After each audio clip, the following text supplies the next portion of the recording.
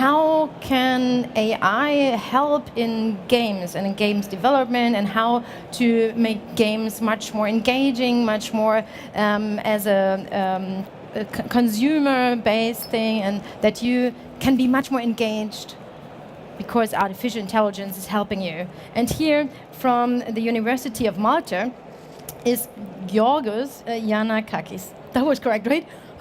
Professor Georgios Yannakakis. So he is giving us a presentation on AI getting serious about games. So the stage is yours. Thank you.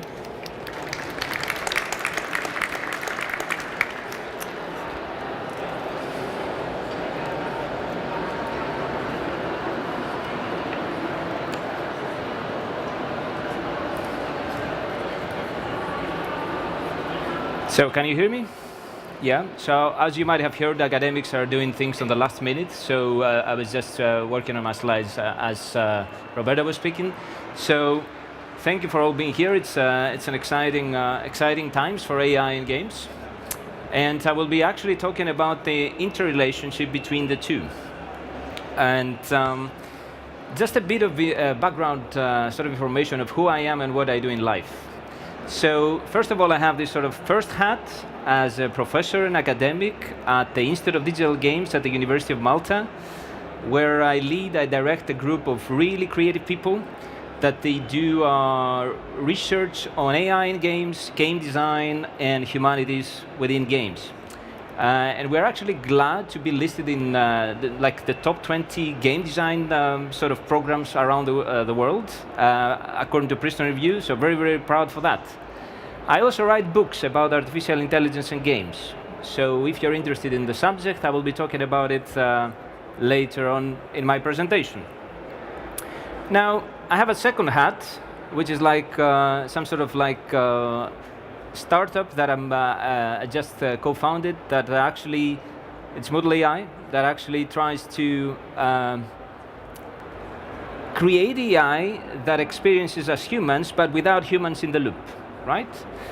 I will not be talking about that in detail today because I want to wear my academic hat, and you will see a lot of references in my presentation.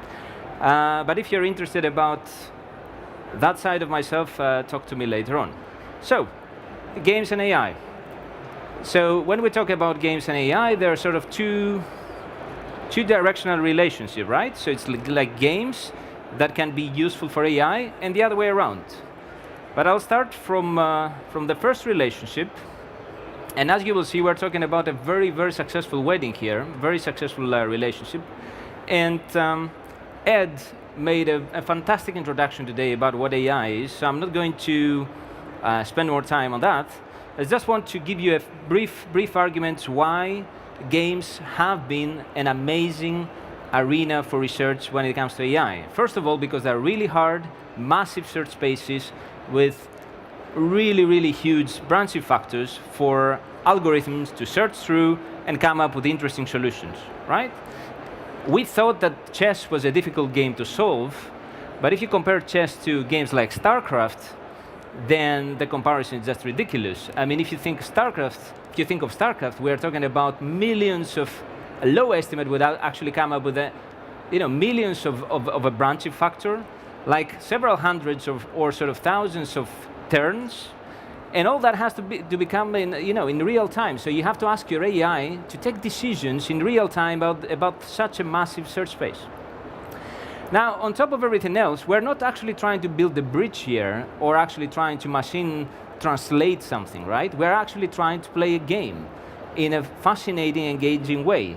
So good luck defining a utility function for fun, entertainment, and so on. Then, of course, when we talk about content, there has to be a Hieronymus Bosch painting representing content. When we talk about games and think about games, you can think of massive spaces of content that come in different representations on a daily basis. We create content as humans, machines create content, and the two of them actually co-work in interesting fashions. So you have Hieronymus Bosch full of stuff in his paintings, but you have games like No Man's Sky, which feature 10 to the power of 19 different planets, How many of you have played No Man's Sky in this audience? Okay, quite informative audience. All right, so this is really a massive search space. A whole lifetime is not really enough to actually explore this sort of galaxy, right, of possibilities. So imagine how hard that is for AI. Then arguably, I would say that games form the richest form of human-computer interaction. Just think of the ways that you can interact with a game, the ways that the game can interact back with you, and the users you have that they're actually ready to accept any sort of adaptation that you're actually going to offer to them so that they feel better, or they feel more terrorized, or more engaged, and so on. So yeah, then another clear argument is that if you visit the Wikipedia's page about artificial intelligence, and you go through the list of milestones that AI has achieved in general, all of them are associated with games. Surprisingly enough, not really. Games are really very difficult, complex, yet very controlled environments. We can actually assess to which degree a machine actually is doing well. So, I mean, I list here a number of achievements, milestones, anything from Watson to Deep Blue to recent DeepMind sort of AlphaGo success, and so on. But while I've been talking about the relationship of games and AI, and that is quite a cool relationship actually, and there's a lot of research in that. Many companies and many researchers actually trying to come up with algorithms that play games very well, or solve games. But I believe the inverse relationship is far more interesting, and this is what I will be focusing today. Like, how can AI help us make better games, right?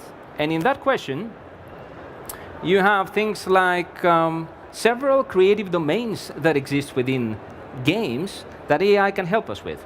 So you can think of AI helping us creating visuals, photorealistic or whatever, surrealistic. Audio, we can actually design audio through AI, and Ed touched upon it a bit. We can actually have AI creating stories for us. We can actually have AI playing the game in creative ways, designing rules for us, entirely new games, novel games that we haven't played, we haven't sort of imagined before, and actually can even design levels for us, and also put everything, all of these sort of creative facets together in a package, in a software package that is really enjoyable for us to play. So if you think about it, this is not a really easy problem for AI.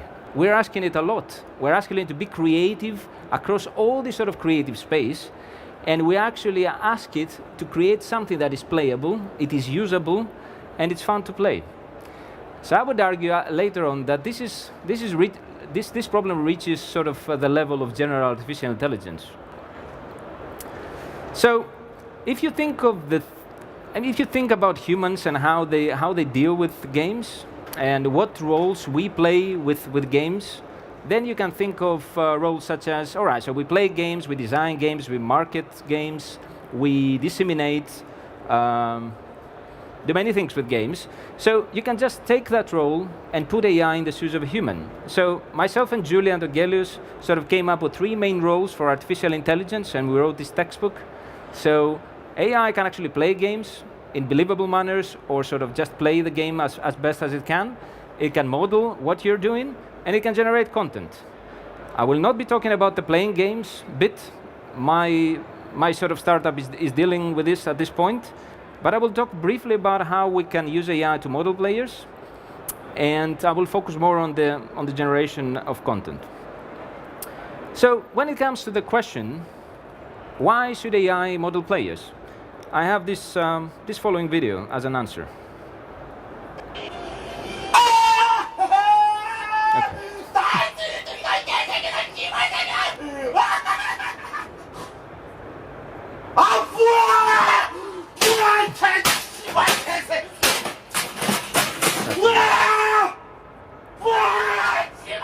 Okay, that's too loud, so you can hear me now, I hope.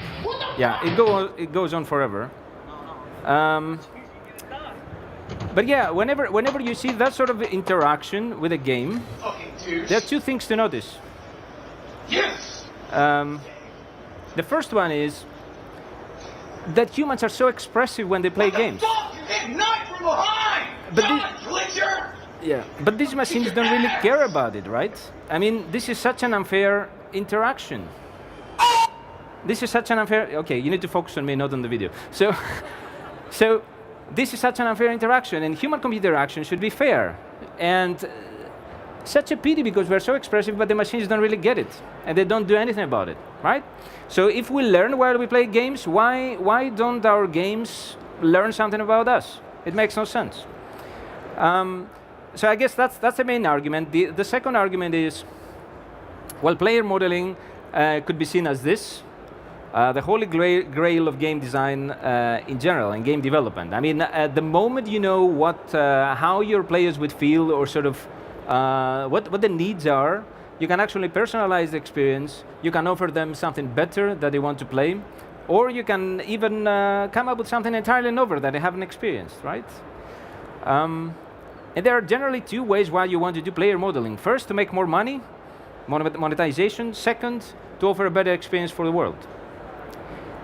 So that was a brief introduction to player modeling. There's a lot of studies going on in there, but you will see some examples later on. So I'll just skip the best for last.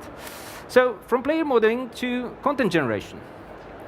Right, you can think of machines generating content. You can think of machines being your co-designer in a process. And before going into the details of how that is possible, let me show you this picture. This picture is taken from Persepolis in Iran. So what you see here is humans being highly creative. And this is a picture taken really like 2,000, almost 3,000 years ago, right? So what you see is like the different phases of a creative process.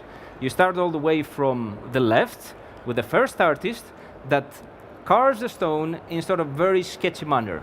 The second artist in the middle comes in and puts some details. The third artist on the right puts, sort of doing the polishing work. He's the artist responsible for that. You have a fourth artist, or maybe an engineer, that has removed this sort of circle up there. Why do you think that's the case? I cannot hear you, you don't have a microphone, so I cannot ask questions apparently. So the case is that there's some sort of bug, or not bug really, we're not talking about software. Something went wrong and the stone broke. So there needed to be a replacement, right? So you have an artist that actually removes the face, and then the new artist is going to go in and sort of replace it with something better. Somehow this never happened, right? So you still have the stone, that sort of hole in that beautiful artwork. You might wonder why is that the case? Well, I mean, apparently Alexander the Great just entered Persepolis on that day, so the work was never accomplished. Anyhow, what you just see here is what is called iterative refinement in a human creative process. This is what exactly we need to sort of imitate, replicate, or assist with artificial intelligence. And we do that through what is called procedural content generation in games, which is the creation of new game content automatically or semi-automatically through algorithmic means. But why do you want to do that? Because you can actually cut development costs, you can enable creativity, you can enable replayability of your game, you can increase the adaptivity of your game, right? So here's a fine example of basically a game that is entirely generated through a software system called Ludi.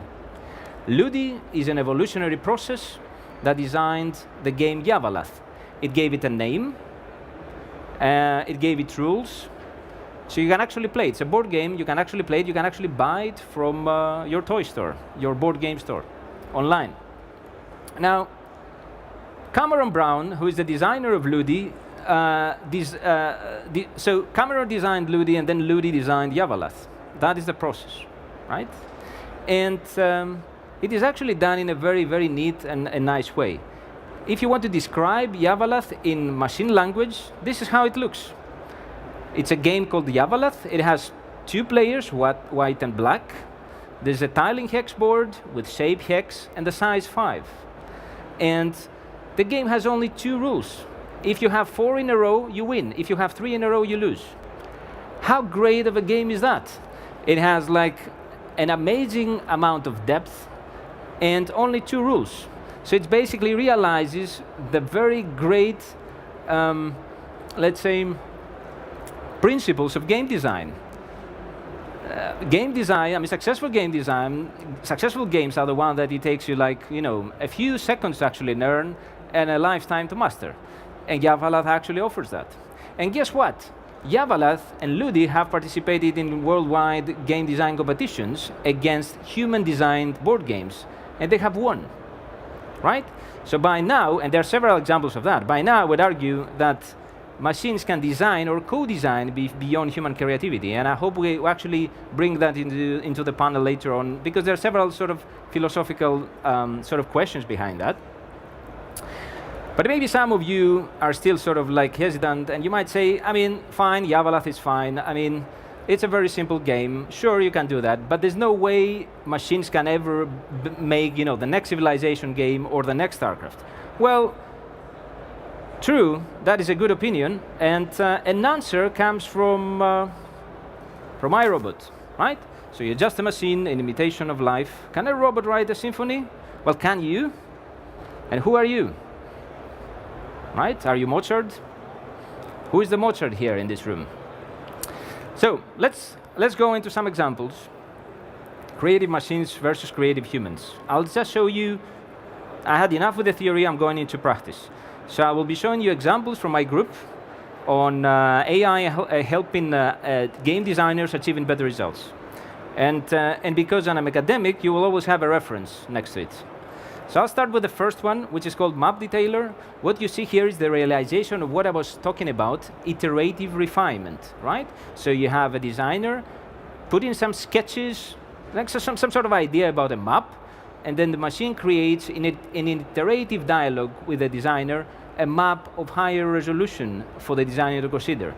The designer might not like particular aspects of it, but then sort of goes in and sort of changes particular aspects, and then as a response, the machine provides a high resolution map.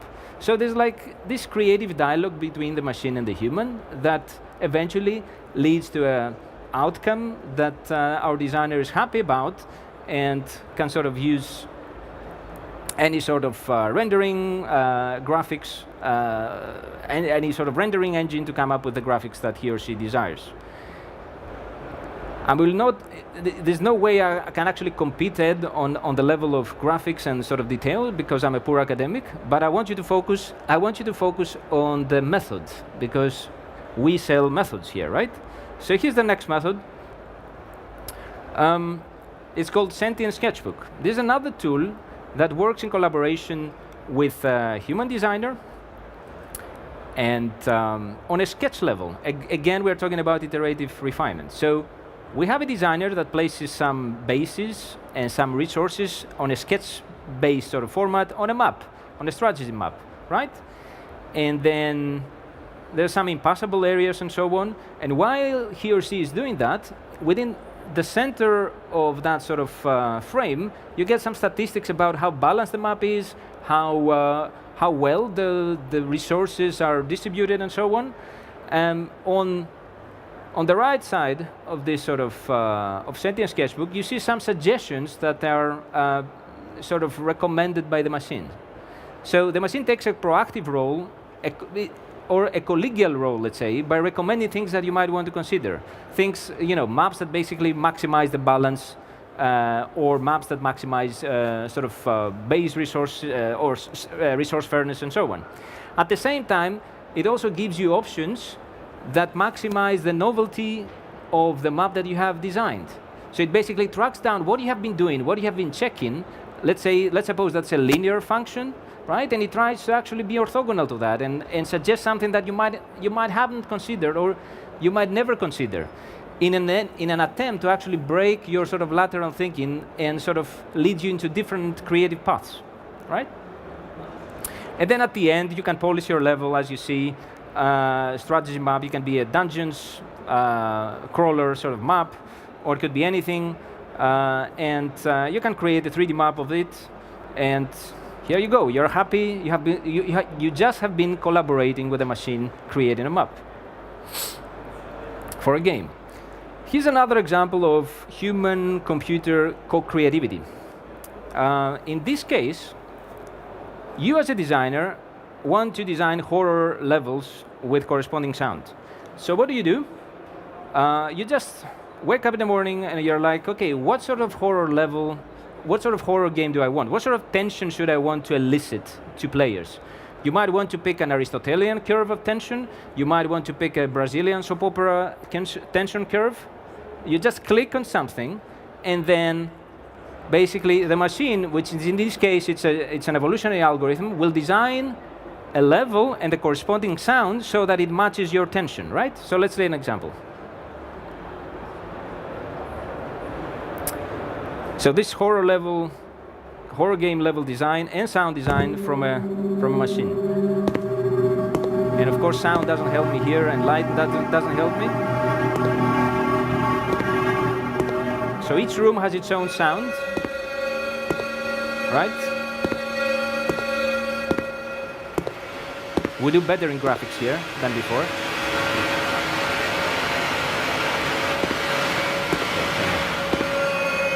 Yeah, can't see much, but you can hear much.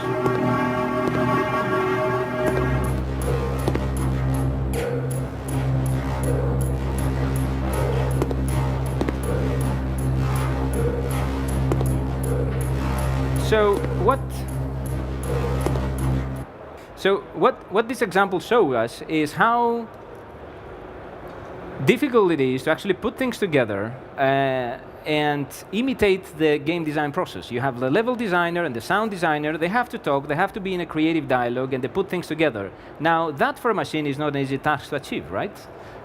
Because there needs to be so much going on in this sort of orchestration process of game design.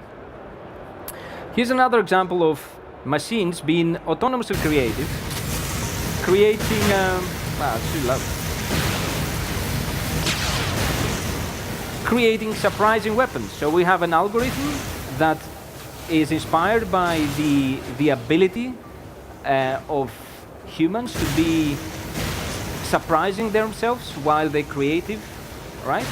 So we give that capacity to machines and we allow them to sort of design weapons that are surprising, but they are still playable and they're still balanced in a first-person shooter. And this is just one example of really a very weird weapon that satisfies balancing and other properties of first-person shooters. It's like really, really weird weapon. So things like that you can do with AI to inspire designers to come up with new solutions. But I came all the way from Malta to talk about serious games, and I haven't talked about that. So let me show you how all this technology can actually be applied for games for education. I have two more examples, games for education and health. So here's an example of player modeling and procedural content generation be applied to a game, to adaptive game for conflict resolution. This game we called Village Voices. It won the Best Learning Game award back in 2013. It's pretty old by now, but we're really proud of it, of its design. So we were asked to design a game that teaches children conflict resolution. And what do? Well, we ended up with designing a virtual village where everything is possible, where conflict can be elicited by actions of players in various ways. Like you can go and steal your neighbor's stuff. You can actually spread rumors about your neighbor. And yeah, let's see the video. You'll get the idea. Yeah. It's called Village Voices. And you have different roles in a sort of medieval village. And yeah, you're given to quests like, you're the blacksmith, you need to collect that much ore and then trade maybe and find some wood. And then you need to talk to the carpenter maybe. You can go to the carpenter's house and steal wood from carpenter's house. That's a horrible thing to do, of course, but you're allowed to do that. You're welcome to trade. And the trade might be really bad for you or it might be really beneficial for you. So here's the notice board. You can spread rumors about villagers, like the carpenter has been a really evil person. Then you can actually trade. Yeah, this is a trading functionality, and you might be happy about that or not. And we get regular annotations about how players feel, and we use those to model how players, the conflict level at the game at each time. And we use the conflict level to actually adapt the game, adapt the next quest so that the conflict stays within bounds. Because conflict needs to stay within bounds. If conflict is so low, nothing happens in the game. If the conflict really ends up in a war, then you don't really train people to deal with conflict. So the pedagogues in the project actually taught us to sort of generate quests that we predict will give us conflict within particular bounds. All right. Okay. Here's another example of a game that fosters diagrammatical creativity. So creativity is, in a sense, an ability that one can split into two main sort of dimensions. Some of us are really, really good being creative with diagrams, and some of us are really good being creative with text, semantically, right? So this game realizes it uses AI to sort of enable and foster our diagrammatical creativity. How many of you have played the game Dixit here? Wonderful. How many of you have played Pictionary? Okay, a few more. So this game, Iconoscope, I'm just describing now, I will be presenting, is an interesting fusion between Dixit and sort of Pictionary, right? So Dixit has this sort of very interesting rule, this very, very interesting mechanic, where you're given a number of cards, and you're given a clue, or you sing a song, and then, the other guys have to actually figure out which card you're referring to. And the goal of the game is to maximize ambiguity. So half of the audience has to find it right, half of the audience you have to confuse. So this is the idea with Iconoscope. You're given 5 minutes, you're given very abstract shape, very complex concepts, and you need to come up with abstract representation of the concepts among 3 options, so that half of this audience would actually guess correctly what you are actually drawing, and the other half is completely confused and guess something different, right? So that requires some skill and some creativity. So let's look how it works. You can pick like a triplet of concepts. In this case, it's like by force, through collaboration, on your own. So I have picked the concept by force, but I have 2 other concepts to consider, right, while I'm designing, because I need to confuse half of you. So I have 5 minutes, and you see these personas, the mad scientist, for instance. This is the AI. The AI is actually trying to help you come up with a diagram that is more novel for you. Or you have the progressive Petra, that is sort of like a person that is sort of guides the process towards more, let's say, more progressive diagrams and icons. So you have this this sort of creative dialogue with AI that you might consider, or you might completely ignore. You can just ignore these guys that they're like, hey, I have an idea you might want to consider. You just ignore that. It's all right. It's totally fine. And you go on like that, and you're done in a while. And what you see over there is a number of creations that came from children. Children are really in the age between 6 and 9, 10 years old, really, really creative with this tool, and have been able to actually diagrammatically represent really, really complex sort of concepts. And we are really, really happy about that. You can download the game in this website. You can play it online and so on. You can use it in your schools if you're educators. So similar technology we are using for virtual labs in games, in schools. So you can actually adopt technology that is very mature in game development, such as game analytics, and bring it into classroom. So we are talking nowadays about learning analytics. So you have several hundred of students playing virtual labs, like chemistry virtual labs or wind energy labs. We solicit their data, we do analysis, cluster analysis, and we inform the teacher in real time on what is the predicted distribution of the PISA classification of his or her classroom, right? So this is what this Envisage project is about. But I will conclude this presentation with a pretty old, but I guess gold project of ours on the use of AI for for health, for mental health. So we have been collaborating with the Ministry of Health in Denmark, the psychiatric unit, and a number of companies, game companies in Denmark. And we were asked to actually design a game that realizes exposure therapy for veterans suffering from post-traumatic stress disorder. And what the psychiatrist actually suggested was, how about you design a supermarket game for these people? But like, initially we're like, what the hell are you talking about? How boring would a supermarket game be? But this is exactly what they wanted. They wanted actually a game that realizes stress inoculation, so actually increases the stress of these people. And it turns out that if you suffer from PTSD, you're really stressed when you enter a supermarket. So we actually wanted to achieve that.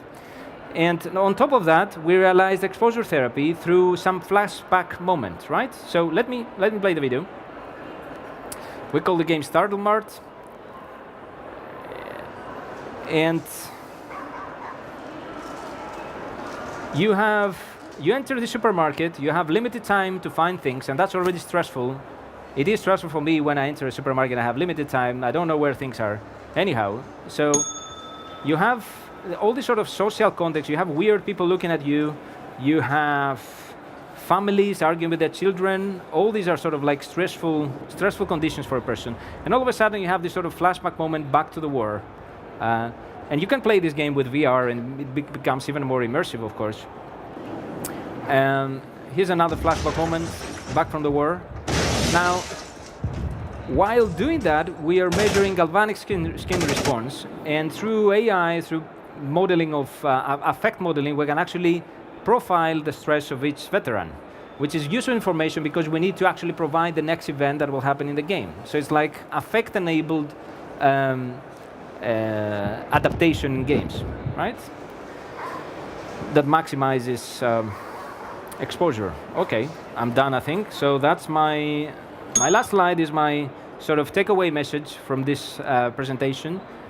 There's so many interesting reasons why games are the final frontier for artificial intelligence, because games realize general artificial intelligence, general emotional intelligence, general game playing, which is really hard to start with, computational creativity, affective interaction. These are really hard problems for artificial intelligence. But on top of that, AI just started to actually being used as the milestone for making better games. So far, we have been using AI as a plugin, but there's a gradual shift of using AI at the center, at the core of game development. And by doing that, we can actually have better games. We will see better games in the future. I need to thank all these people. There are many, and all these guys. Last slide, I promise. This slide has two sides, a capitalistic side and a social side, a socialistic side, let's say. If you're interested about artificial intelligence in games and you want to buy my book, it's easy to find. But if you don't want to pay for my book, you can find it in gameaibook.org, right? Download it and read it for free. Thank you very much for your attention. Thank you so much, Georgios. Say it again, gameaibook.org. That's where I can download the whole book. You are the first one who published a book on artificial intelligence in games, right? Yeah, I wouldn't say that, but I think it's the first academic textbook, the first sort of comprehensive academic textbook on the field, because we have been viewing AI in games solely as agents that actually play games. Mm-hmm. But with Julian here, we offer a more holistic approach that AI cannot only, that's a use and traditional use, but you can do so much more with AI in games, like non-traditional roles such as analyze player data, generate content, model players, their behavior, their feelings, and so on. So it's like a holistic approach of how you can use AI in games. And I've been teaching AI in games for the last 10 years or so, and there was no such a textbook, so I decided to write one. So you can help me to make the transition. So after we have now 15 minutes of break, but then the next speaker is a friend of yours, right? Christian Thorau. Yes, you should be somewhere around. Christian is there. We talked about that yesterday. So you two met 2004 at a conference where you were the only ones, the only two who were working already in AI and games, right? Yeah, I think it was lonely times back in the day. I mean, it was 15 years ago. You had like maybe a bunch of researchers that all of a sudden, within their artificial intelligence departments, decided to use AI, use games as their testbed for their algorithms. And one of them was Christian, another one was myself doing PhD in that area. So it was really lonely times back then, but nowadays you have a very vibrant sort of community of more than 400 researchers with IEEE transactions journals associated with that community and respected research around games. I mean, an example is DeepMind's sort of Nature paper about deep reinforcement learning. It was published in Nature. This work is respected nowadays. Cool. Yeah. Thank you so much for the presentation, and I'm happy to say that you are part of our panel discussion at the end of the day. I'm happy to.